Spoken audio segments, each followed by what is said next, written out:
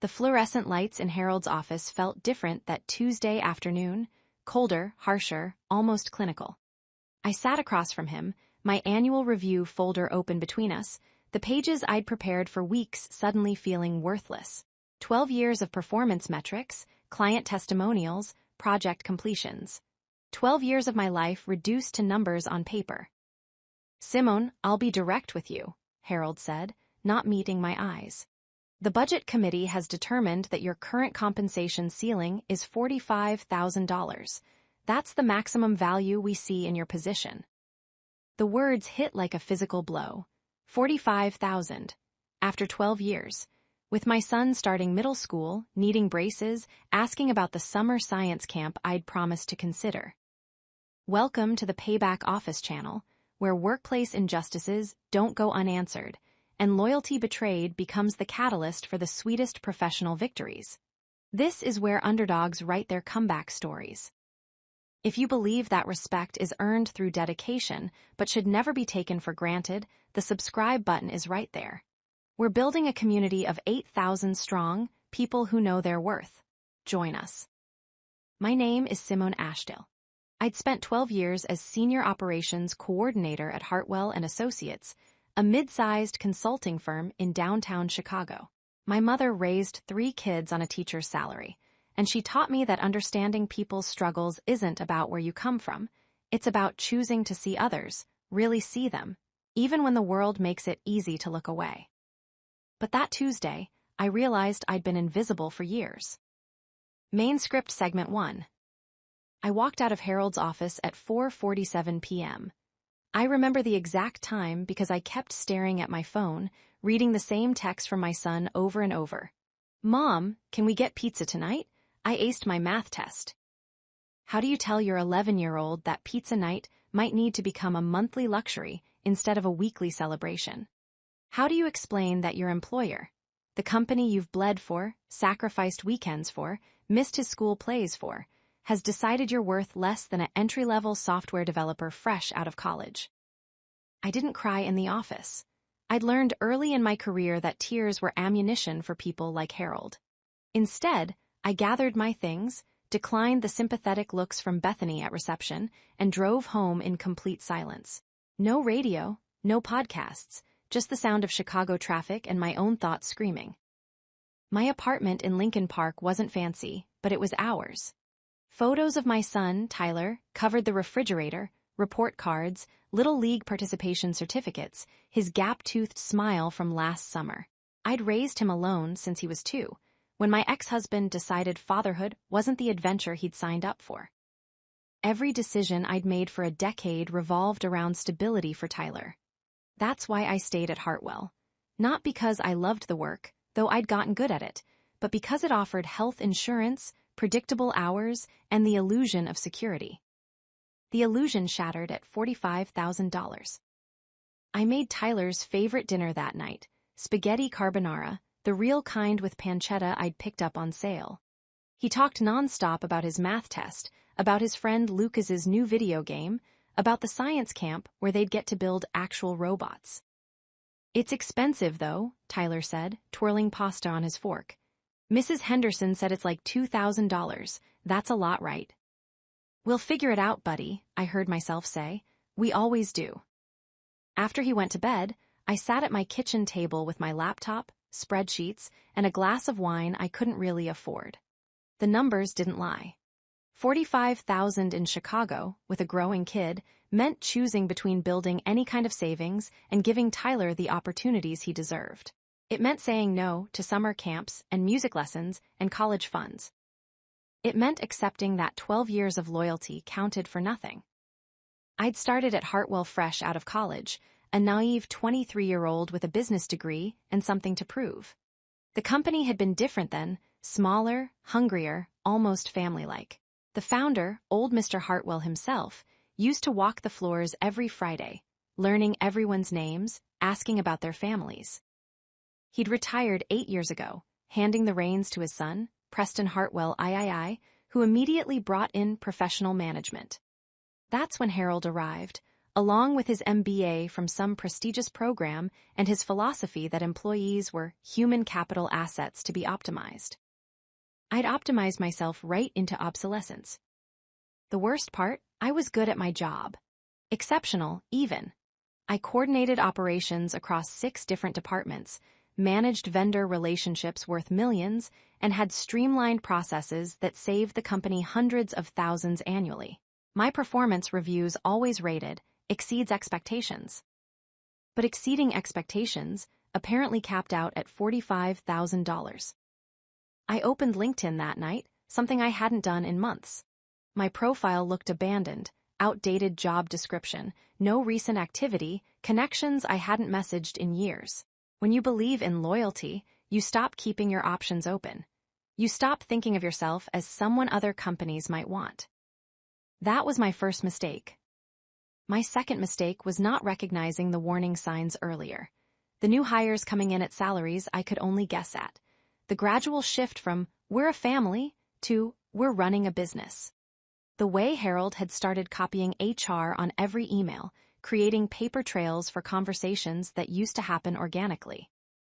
The reorganization 6 months ago should have told me everything.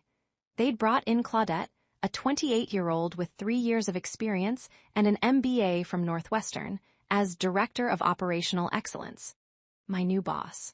The position I'd been doing without the title for 5 years. Claudette was nice enough, enthusiastic, full of ideas from her textbooks that didn't quite translate to our actual work.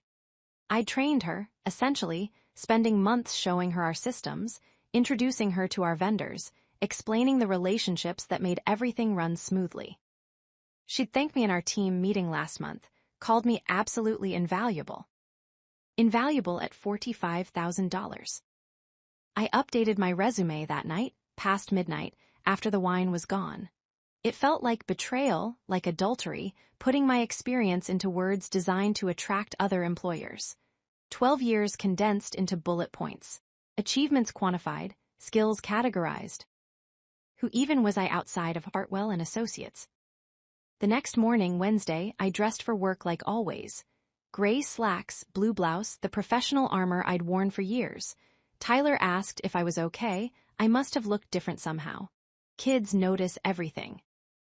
Just tired, buddy. Big project at work. Not a lie, exactly. Figuring out my future felt like the biggest project I'd ever faced. The office felt surreal. Bethany greeted me with her usual smile. The coffee in the break room tasted the same. My desk, with its photos of Tyler and the little succulent that refused to die, looked exactly as I'd left it. But I was different. Something had shifted. That invisible weight I'd carried for years, the constant anxiety about being good enough, working hard enough, proving myself enough, had transformed into something else. Anger maybe, or clarity. Harold passed my desk at 9:15 a.m. without acknowledging me. Claudette sent a meeting invite for later that afternoon, cute woe planning session. Everything normal, everything fine. Except I'd spent my entire morning applying to jobs instead of working. The first application went to a competitor across town, then another, then 3 more before lunch. I was meticulous, customizing each resume, each cover letter, highlighting different aspects of my experience. The muscle memory of competence kicked in. I'd coordinated hundreds of detailed projects, and this was just another one. Project Simone's future. Deliverable, a job that valued her. Timeline, as soon as humanly possible. My phone rang at 2:47 p.m. Unknown number. I almost didn't answer, probably spam, another warranty expiration scam. But something made me step into the empty conference room and pick up. Is this Simone Ashdale? A woman's voice, professional but warm. Speaking. Miss Ashdale, my name is Veronica Chang. I'm the Chief Operating Officer at Blackstone Strategic Group. Do you have a few minutes to talk? Blackstone Strategic Group, Hartwell's primary competitor.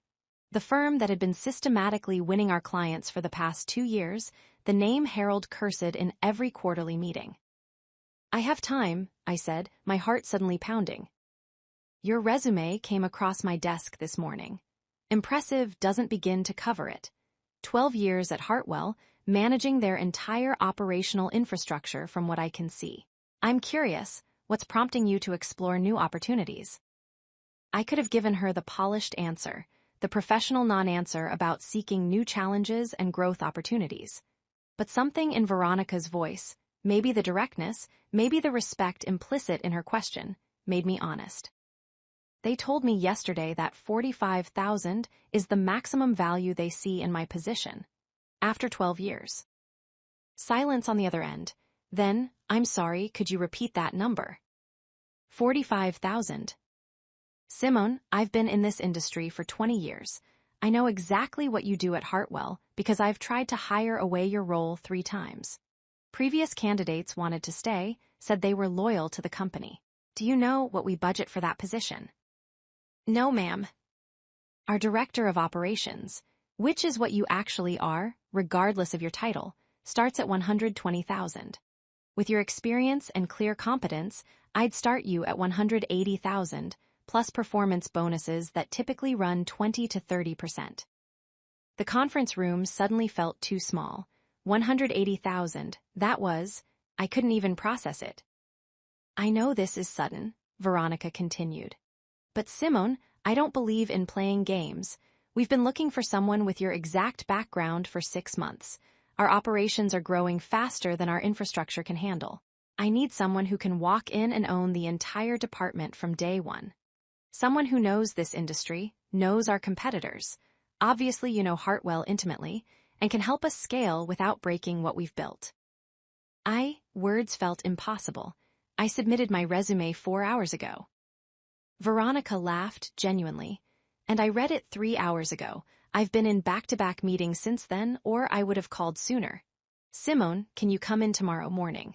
I want you to meet our executive team, see our offices, and have a real conversation about this. No pressure, no games, just a conversation between professionals.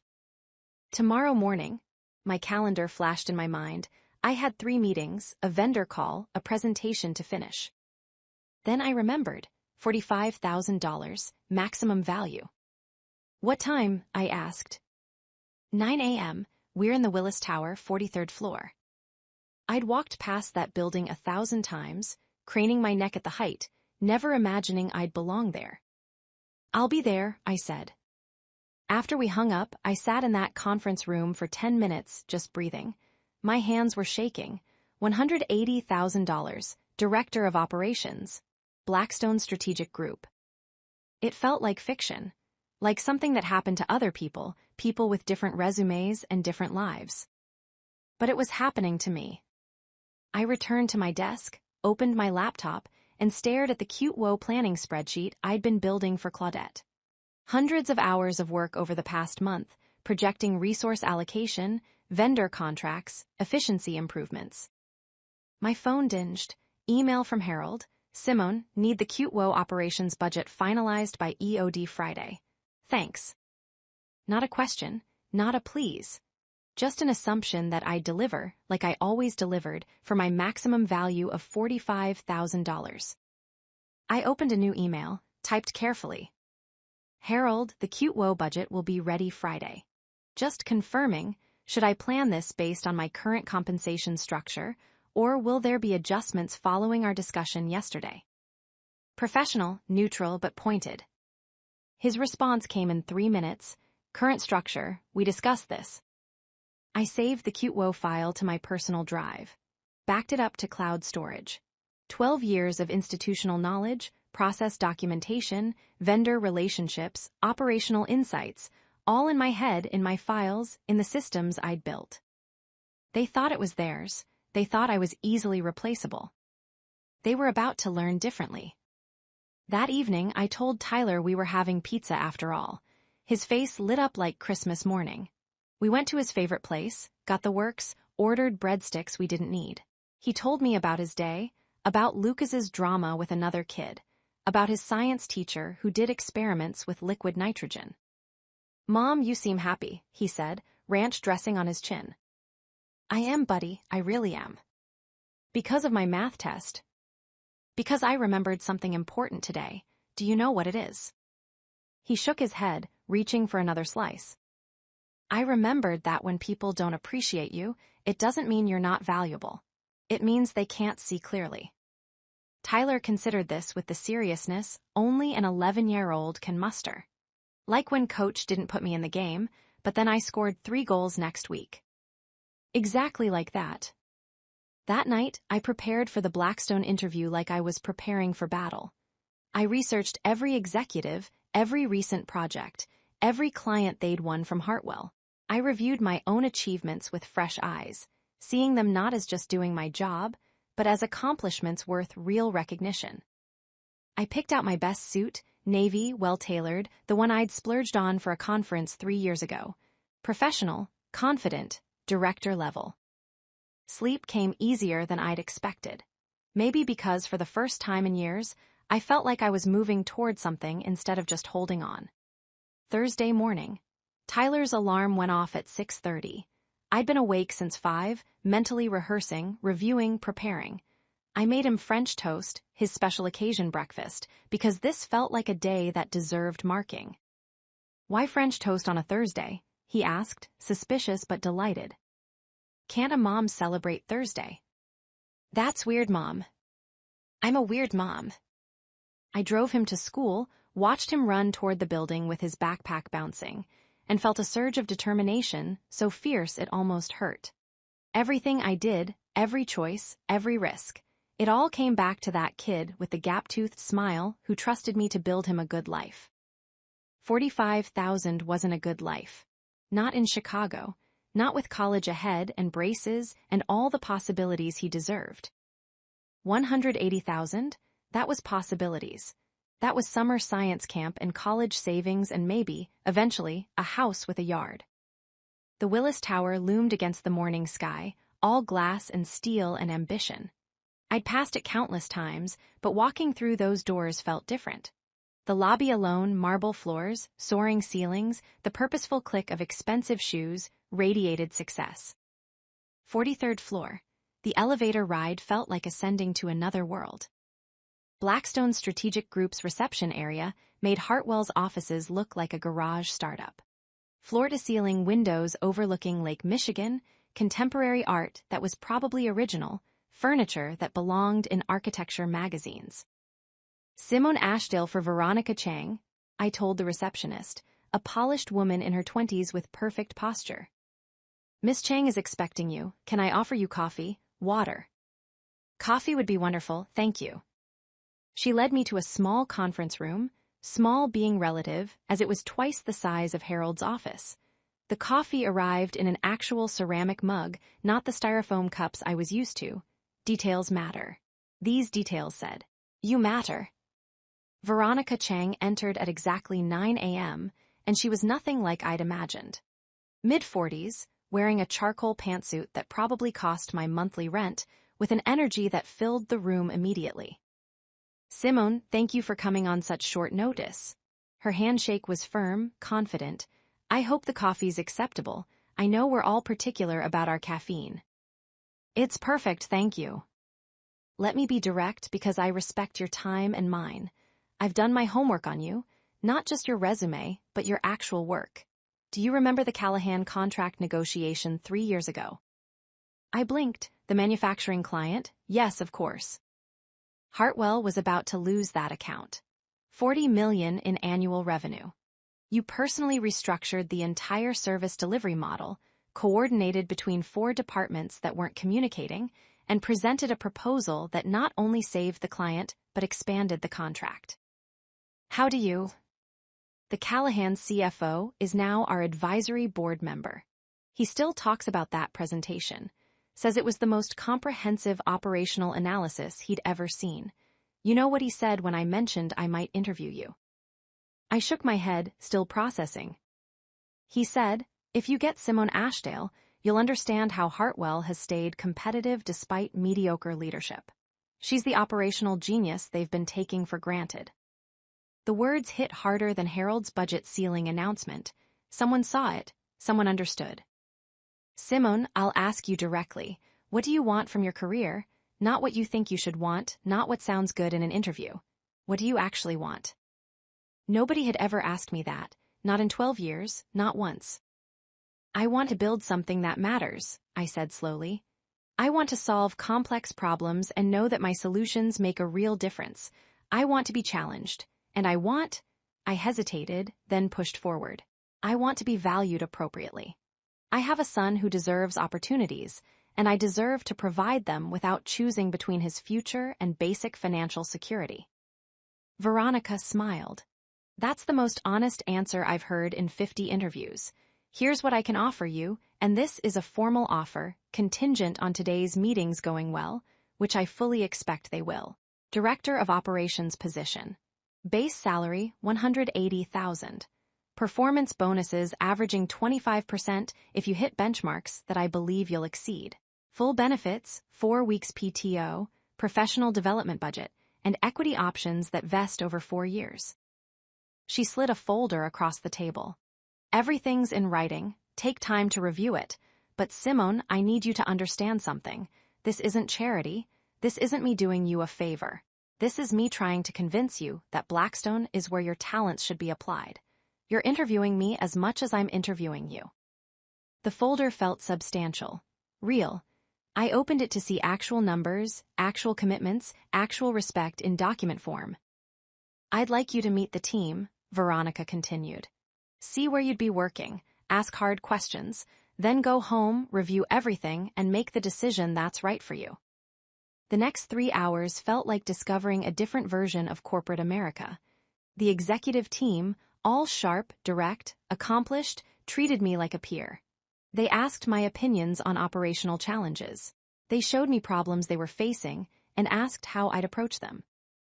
I answered honestly, drawing on 12 years of experience, and watched them actually take notes, actually listen, actually value my expertise. The operations department was organized chaos, growing fast, systems straining, talented people working inefficiently because the infrastructure hadn't caught up to ambition. I saw exactly what needed fixing, and more importantly, I knew how to fix it. The would-be team, 15 people ranging from analysts to senior coordinators, met me with curiosity and hope. They'd been without a director for 8 months, reporting directly to Veronica, trying to fill a gap that required someone with vision and experience. If you take this position, Veronica said as we returned to her office, you'd have full authority to restructure as needed. Hire, reassign, rebuild processes. I trust expertise, and you're the expert. Trust, authority, expertise. Words I'd been hungry for without realizing it. I need to be transparent about something, I said. Hartwell is your competitor. There are ethical lines I won't cross. Client information, proprietary processes, I won't bring you their secrets. Veronica nodded approvingly. That's exactly why I want you. Integrity isn't negotiable. I don't want Hartwell's secrets, Simone. I want your knowledge of the industry, your operational skills, your ability to build what we need. The fact that you know their weaknesses from the inside, that's unavoidable context, not corporate espionage. But I need someone with ethical boundaries. People who will cross lines for me will cross them against me eventually. I need to give proper notice, 2 weeks minimum. I'd expect nothing less. We can be flexible on start date. I left Blackstone at 1:30 p.m. with the offer folder, 3 business cards from executives who'd said, "Call me anytime," and a completely transformed understanding of my professional worth. $180,000, Director of Operations, a team to lead, problems to solve, respect. I sat in my car for 20 minutes before starting the engine, just reading through the offer packet. Every page reinforced that this was real. Salary breakdown, benefits details, equity explanation, a signing bonus I hadn't even known to expect, $15,000. $15,000, more than a third of my current annual salary, just as a welcome gift. The drive back to Hartwell's offices felt like returning to a different lifetime. The building looked smaller somehow, shabbier. I'd spent 12 years here, but it had never been home, just where I worked, just where I gave, and gave without reciprocation. Harold was in his office, door open, looking at spreadsheets. He glanced up as I passed, did a double take at my suit. Dentist appointment, he asked. Personal errand, I replied neutrally. I could have said nothing, should have said nothing, but some petty part of me wanted him wondering. My desk felt cramped after Blackstone's spacious layouts. The photos of Tyler, the dying succulent, the motivational calendar from 3 years ago, all evidence of someone who'd settled into comfortable stagnation. Email from Claudette. Simone, can you pull the vendor performance reports from last quarter? Need them for the board presentation. The reports I'd compiled, the analysis I'd done, the relationships I'd built. She'd present them as department achievements, maybe mention my name in passing if she remembered. I opened the offer letter one more time, hidden on my laptop screen from passing colleagues. Read the number again. 180,000. 4 times what Harold thought I was worth. My phone buzzed. Text from Veronica. Thank you for your time today. No pressure on timeline, but wanted you to know the entire exec team was impressed. You'd be an incredible addition to Blackstone. Whatever you decide, I respect it. Professional, respectful, human. I pulled up a blank document and started typing. Dear Harold and Claudette, please accept this letter as my formal resignation from Hartwell and Associates. My last day will be. I stopped. 2 weeks from today would be the middle of cute woe planning. They'd scramble. Claudette would panic. Harold would have to explain to Preston Hartwell why operations were in chaos. The petty part of me, growing stronger by the hour, smiled. 2 weeks from today, on the 28th, I will complete all documentation of current projects and ensure a smooth transition of my responsibilities. Professional, courteous, giving them more grace than they'd given me. I saved the letter, didn't send it yet. This decision deserved one night of consideration, sleeping on it, making sure I wasn't acting purely from anger. But I already knew. The anger wasn't clouding my judgment, it was clearing it. 12 years of accepting less than I deserved, telling myself loyalty mattered, believing that hard work would be recognized eventually. They'd had 12 years to recognize it. They'd chosen 45,000 instead. I picked up Tyler from school that afternoon early, signed him out for a family matter. His confusion melted into excitement when I took him to the lakefront, bought overpriced ice cream from a vendor, and sat on a bench watching the water. Are you in trouble? He asked around chocolate chip mint. No, buddy, opposite of trouble. Then why did you get me from school early? And why are you being weird? Kids really do see everything. I got offered a new job today, a really good job, but it means leaving the company I've worked at since before you were born. That's a big change. Tyler considered this seriously. Is the new job better? Much better. Do they pay you more? A lot more. Then why is it hard? If it's better and pays more, that's good, right? 11-year-old logic, cutting through complexity. You're absolutely right. Sometimes grown-ups make things complicated that shouldn't be. Are you gonna take it? I looked at my son, his face sticky with ice cream, his eyes trusting that I'd make the right choice. Every decision came back to him, every risk calculated against his security. But what kind of example was I setting if I taught him to accept being undervalued? If I showed him that loyalty meant letting people take advantage of you? Yeah, I said, I'm gonna take it. His grin could have lit the entire lakefront. Does this mean I can go to science camp? Let's talk about it. Mom, that means yes. That's your probably yes, but I want to seem responsible voice. He knew me too well. That evening, after Tyler went to bed practically vibrating with excitement about potential robot building, I read through the Blackstone offer one final time. Checked my bank account, my budget spreadsheets, my careful calculations of exactly how little margin for error we'd been living with. 180,000 changed everything. Not just financially, though that was transformative, but psychologically. Someone valued my work, someone saw what I contributed, someone was willing to invest in my expertise. I opened the resignation letter, read it one more time, added one sentence. I'm grateful for the opportunities Hartwell provided early in my career, and I wish the company continued success. Gracious, professional. Completely true, I was grateful for the early opportunities, even if they'd stagnated into exploitation. Friday morning, I arrived at the office at 8 a.m., printed 2 copies of my resignation letter on professional stationery I'd bought specifically for this purpose. One for Harold, one for HR. Harold wasn't in yet. Neither was Claudette. The office was quiet, just the early arrivals, Bethany at reception, Marcus from accounting, a few analysts in the bullpen. I waited, made coffee, reviewed the Qtwo budget I'd completed last night, making sure it was perfect. If I was leaving with my reputation intact. Harold arrived at 8:47, carrying his usual convenience store coffee and looking like he'd rather be anywhere else. Standard morning Harold. I gave him until 9 a.m. to settle in. Then I knocked on his door frame. "Harold, do you have a few minutes?" He waved me in without looking up from his email. "What's up?" I placed the resignation letter on his desk, right on top of his keyboard so he couldn't ignore it.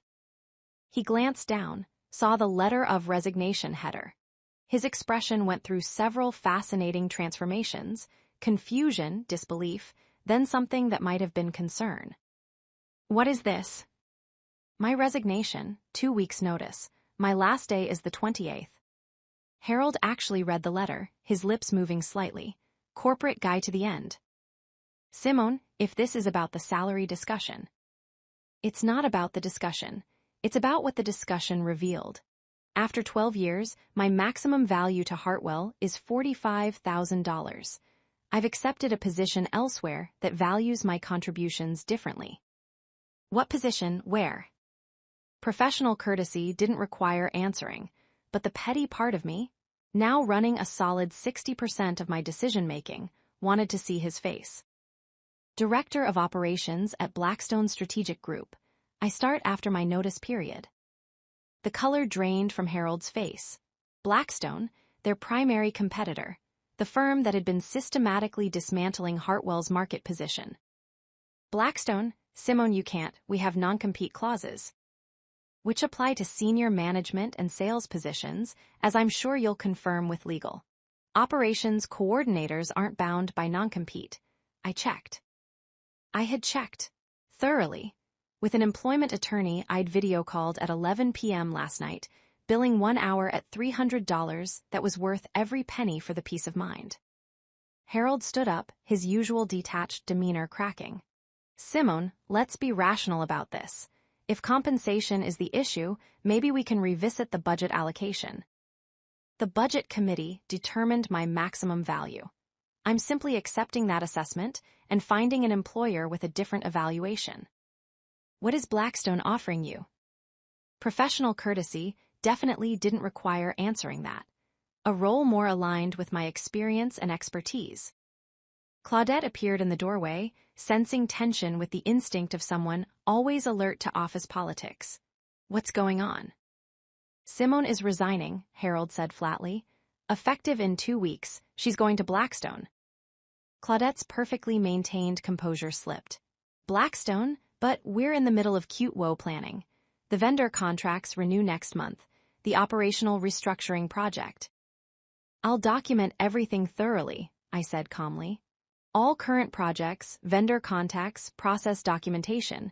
2 weeks is sufficient for transition." 2 weeks isn't even close to sufficient," Claudette's voice pitched higher. "Simone, you're the only one who understands half of our systems. I've been here 6 months and I still don't know where everything is." That wasn't my problem anymore, but I didn't say it. Professionalism until the end.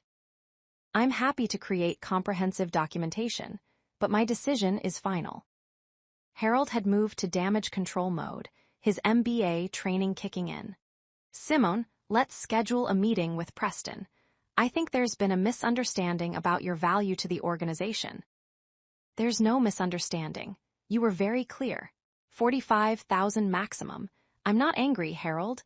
I'm making a business decision based on the information provided."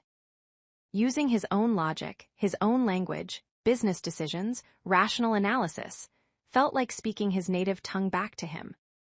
"I need to inform HR," Harold said, deflating. This is going to create complications." "I understand. I've copied HR on my resignation letter." I left his office with Claudette staring after me, still processing, and Harold already on the phone, probably with Preston, possibly with legal, definitely beginning to calculate the mess my departure would create. The weight I'd carried for 12 years lifted with each step back to my desk.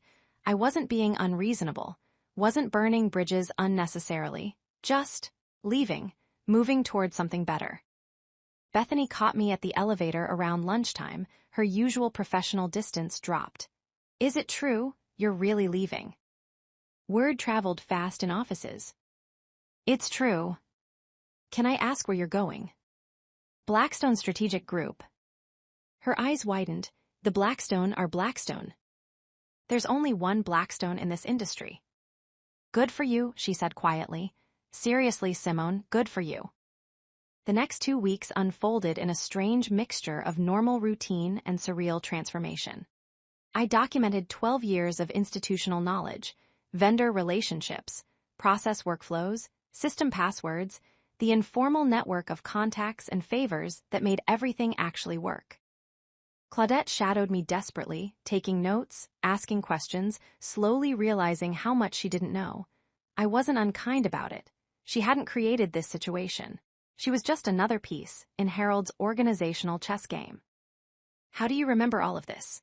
She asked on day 4, watching me navigate a vendor dispute that I resolved in one phone call. 12 years of doing it, I said simply. Harold avoided me, which was fine. Preston Hartwell III requested a meeting on day 7, trying the charm offensive his father had been famous for. Simone, I understand there was a miscommunication about compensation. We value your contributions immensely. What would it take to keep you? I've accepted another position, Mr. Hartwell. I start in a week. We could match their offer. What are they paying you? I smiled politely. That's between me and Blackstone. But respectfully, sir, this isn't just about money. It's about being valued from the beginning, not just when I'm walking out the door. He tried several more angles: loyalty, legacy, the Hartwell family values. I deflected each one professionally. The decision was made. On my last day, I arrived early and left a sealed envelope on Harold's desk. Inside, the completed Cute-Wo operations budget, more detailed than anything I'd done before. Professional to the end. But I'd also included a separate analysis, a breakdown of what my actual contributions had been worth over 12 years. Conservative estimates of cost savings, revenue retention, efficiency improvements. The numbers totaled in the millions.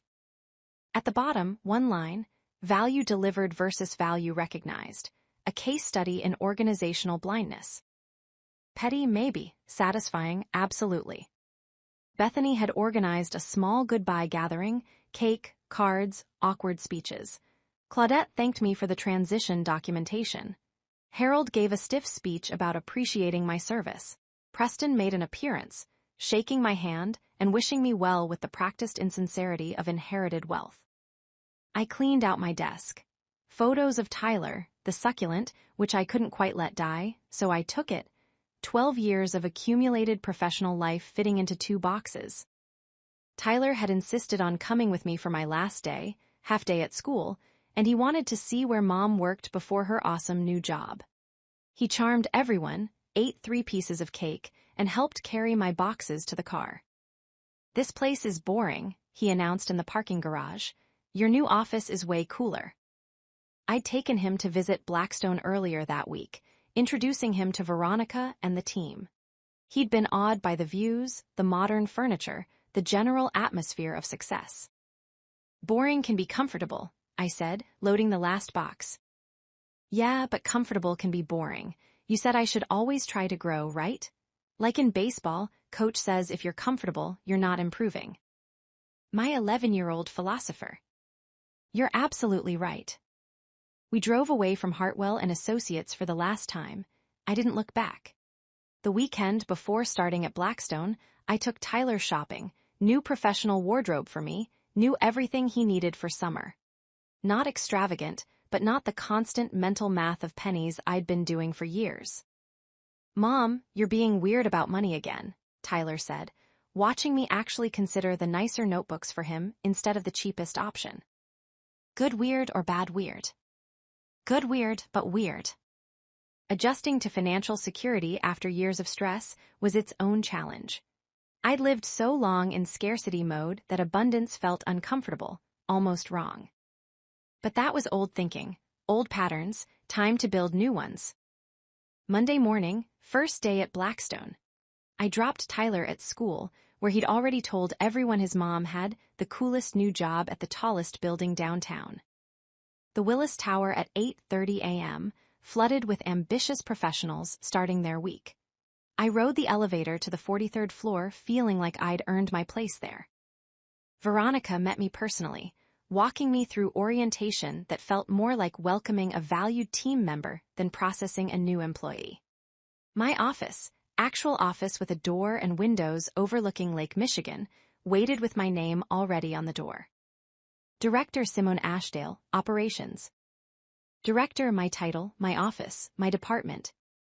The team welcomed me with genuine enthusiasm.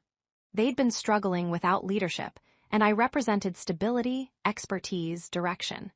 We spent the first day just talking, their challenges, their ideas, their frustrations with current systems.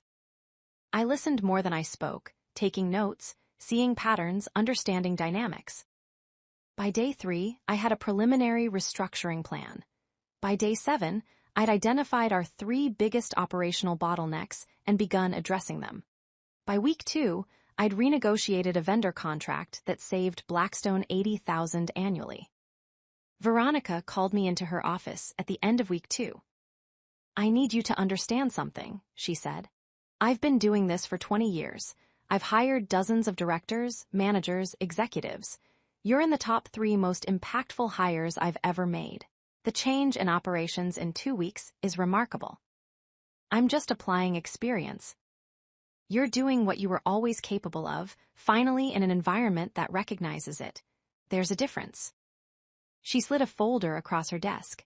"Our cute WOE numbers, look at the competitor analysis section." I opened to the page she indicated. Hartwell and Associates quarterly projection, declining revenue, operational delays, client satisfaction dropping. "They've lost 3 major clients in the past month," Veronica said. 2 came to us specifically. Want to know what they said? I waited. That Hartwell's operational efficiency had noticeably declined. Vendor issues, delivery delays, communication breakdowns. Everything you used to hold together is falling apart. I should have felt vindicated, triumphant. Instead, I felt oddly sad, not for Harold or Preston, but for colleagues like Bethany who'd have to navigate the chaos. "Claudette is good," I said. "She's smart, capable, she just needed more time to learn the systems." "Time they didn't give her before losing you?" Veronica closed the folder. "Business decisions have consequences. Hartwell decided you were worth $45,000. Now they're learning what that decision actually cost them." Over the next month, the pattern continued. Blackstone grew. Hartwell struggled. I focused on building something excellent, not on watching my former employer decline. But the industry talked, professional networks overlapped, I heard things. Harold had been let go, scapegoated for the operational failures. Claudette was overwhelmed, working 80-hour weeks trying to fill gaps. Preston was allegedly considering selling the company. And then, 6 weeks into my tenure at Blackstone, my phone rang. Unknown number but local. "Simone Ashdale." "Simone, this is Preston Hartwell. Do you have a moment?" I stepped into my office, closing the door. "Mr. Hartwell, how can I help you?" "I want to apologize, personally, for how your contributions were undervalued. Harold's termination doesn't fix what happened, but I want you to know there's accountability." "I appreciate that. I also want to ask, and I recognize this is presumptuous, what would it take to bring you back? Name your price, your title, your terms. I'm prepared to offer whatever it takes." 6 weeks ago, this call would have meant everything. Validation, recognition, proof that I'd been right. Now, I looked at my office, the team I was building, the problems I was solving, the respect I received daily, the salary that let me breathe. "Mr. Hartwell, I'm grateful for the opportunity you gave me 12 years ago. Genuinely. But I'm building something here that I believe in, with people who valued me from day one. I'm not looking to move. Not even, but I wish you the best with Hartwell's recovery. It's a good company that lost its way. I hope you find it again. After we hung up, I sat for a moment, processing. The call I would have desperately wanted 6 weeks ago felt like an echo from someone else's life. I didn't need Hartwell to finally see my worth. I'd found somewhere that had seen it immediately. Veronica knocked on my door frame. Everything okay? Preston Hartwell just offered me whatever it would take to come back. And you said that I'm exactly where I want to be. Her smile was knowing. The best revenge isn't watching them fail, Simone. It's building something so successful that their failure becomes irrelevant to your story. She was right. Hartwell's struggles weren't my victory. Blackstone's success was. 3 months in, I'd completely restructured operations. The team had grown from 15 to 22, all strategic hires. Our efficiency metrics were the best in company history. Client satisfaction scores in operations had increased by 30%. And I'd done it while leaving work at reasonable hours, attending Tyler's baseball games, taking him to the science camp where he'd absolutely thrived. Mom, he said one evening over dinner, sushi, his new favorite since I could now afford more than grocery store California rolls. You seem different. Different how? Happier, like you smile more, even when you're just doing normal stuff. Kids see everything. I am happier, buddy. Turns out being valued at work makes a difference. Is it because they pay you more? It's because they respect what I do. The money is just how they show it. Oh, he contemplated this, poking at his edamame. Like when coach moved me to starting position, it wasn't about the position exactly, it was about him seeing I was good. Exactly like that. 6 months in, Veronica promoted me to vice president of operations. Salary increase, more equity, larger team, expanded responsibilities. You've transformed this department, she said during the promotion meeting. You're ready for the next level. Vice president, at 45,000 I'd been capped. At Blackstone I was ascending. I heard through professional networks that Hartwell had indeed sold, absorbed by a larger firm, the family name becoming a subsidiary. Preston had walked away wealthy but defeated. Harold had left the industry entirely, last spotted in some tech startup's operations role. Claudette had landed well, moving to a competitor with appropriate title and compensation. I'd actually written her a recommendation, professional courtesy, and genuine respect for how she'd handled an impossible situation. The professional world continued spinning. Some people rose, some fell, most just kept working, hoping someone would notice. I noticed my team, recognized contributions, advocated for promotions and raises, became the leader I'd needed 12 years ago. And Tyler, he thrived. Braces got handled without financial panic. College funds started growing. Summer camps, music lessons, opportunities I could finally provide without choosing between his future and our present. 1 year after leaving Hartwell, I received an invitation to speak at an industry conference about operational excellence. The irony wasn't lost on me. A year ago, I'd been valued at 45,000. Now I was the expert other companies wanted to learn from. I accepted the speaking engagement, prepared a presentation about building efficient teams, recognizing talent, and the true cost of undervaluing expertise. The conference was downtown, at a hotel I'd walked past countless times but never entered. Professional development had always been a luxury I couldn't afford at Hartwell. My presentation was scheduled for 2 p.m. The room filled with operations professionals, executives, consultants. I recognized several Hartwell competitors, a few former colleagues, industry leaders I'd only known by reputation. I spoke for 45 minutes about systems, people, and the infrastructure that makes organizations actually work. About the invisible labor of operations, the coordination, the relationship management, the problem-solving that keeps businesses running. And I spoke about value, how it's measured, how it's recognized, how organizations that fail to see their talents worth pay costs far exceeding salary adjustments. The applause was genuine, the questions insightful. Several executives asked for my contact information, interested in consulting or potential hires. After the session, a young woman approached me, mid-20s, professionally dressed, nervous energy. "Miss Ashdale, that was incredible. I have to ask, I've been at my company for 3 years. I know I'm good at what I do. But they keep telling me I'm too junior for promotion, that I need more experience. How do you know when to stay and when to leave?"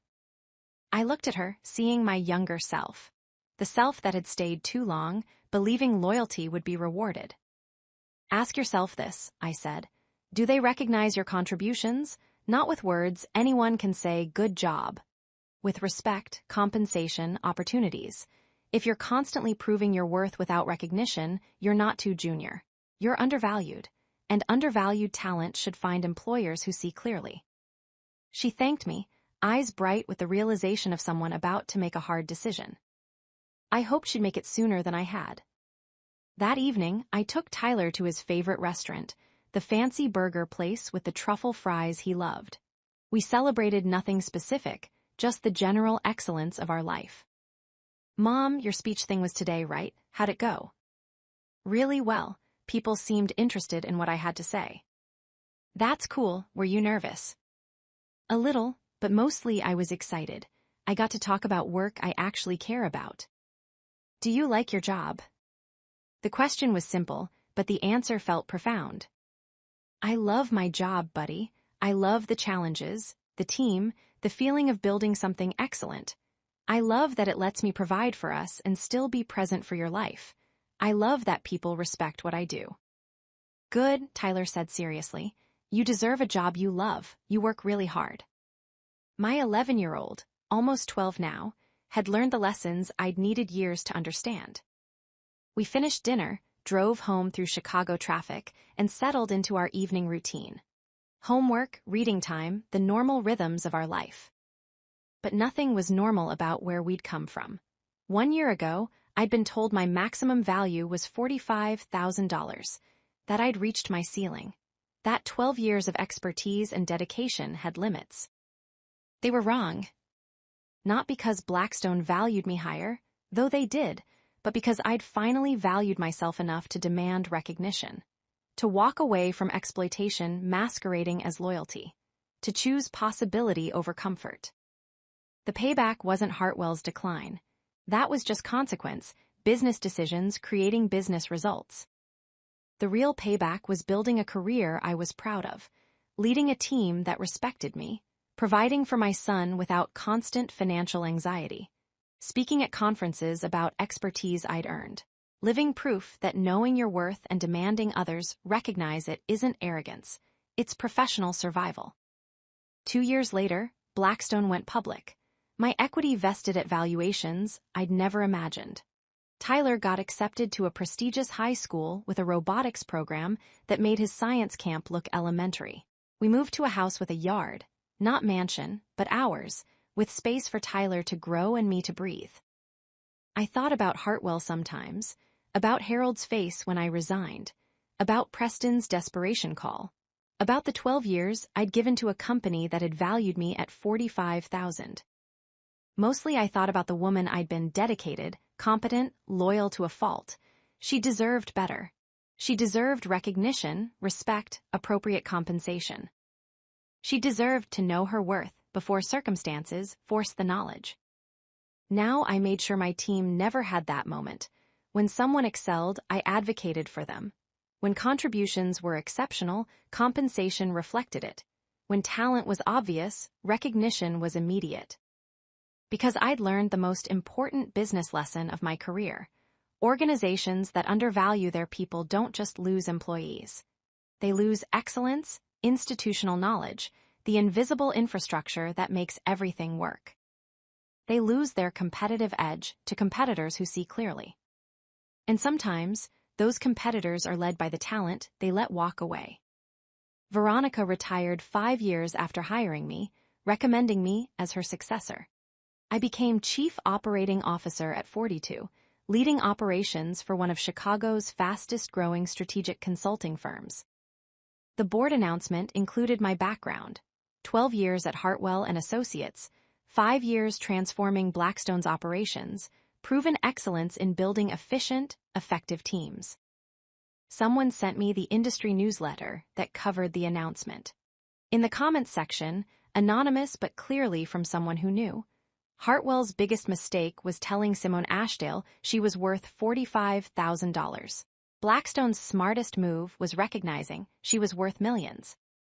I framed that comment and hung it in my office, not from ego, but as reminder. Know your worth, demand recognition, and when organizations prove they can't see clearly, find ones that can. Tyler graduated high school with honors, headed to MIT for engineering. At his graduation party, he gave a speech thanking his supporters. My mom taught me that hard work matters, but so does knowing your value. She showed me that loyalty is important, but self-respect is non-negotiable. She proved that when people underestimate you, the best response is building something so excellent they can't ignore it. My son, the philosopher, still seeing everything. That night, after guests left and Tyler was packing for college, I sat in our backyard looking at Chicago's skyline. Somewhere in that landscape of lights was the building where I'd spent 12 years being undervalued. And somewhere else, higher up, brighter, was the building where I'd learned to value myself. The distance between those 2 points wasn't measured in city blocks. It was measured in worth recognized, potential fulfilled, and the courage to demand better. Some people call it payback when former employers suffer after losing talent. I call it natural consequences. The real payback is living well, leading excellently, building something meaningful, raising a son who knows his worth and won't accept less. That's victory. Not Harold's termination, or Hartwell's sale, or Preston's desperation call. But this, sitting in my yard, financially secure, professionally respected, personally content, watching my extraordinary son prepare for his future. All because I finally answered the question, what am I worth? And refused to accept answers that started with maximum 45,000. The corporate world will always have heralds, managers who see employees as expenses to minimize rather than assets to invest in. Companies that prioritize short-term budget numbers over long-term talent retention. Organizations that forget the people doing the actual work are the foundation everything else is built on. But it also has Veronicas, leaders who recognize excellence, companies that value expertise appropriately, organizations that understand investing in talent pays dividends beyond any quarterly report. The difference between spending 12 years at 45,000 and becoming a C-suite executive wasn't luck. It was recognizing my worth and finding an environment that agreed. If this story resonates, if you've ever been undervalued, overlooked, or told your worth has a ceiling, I hope you'll subscribe to the Payback Office channel. Share your story in the comments. Connect with others who have walked this path or are walking it now. Sometimes the best revenge is no revenge at all. Just excellence, recognized and rewarded. Just living proof that knowing your worth changes everything. Thank you for being here. Thank you for valuing these stories. And remember, your worth isn't determined by the first person who puts a number on it. It's determined by you and the courage to demand others see it too.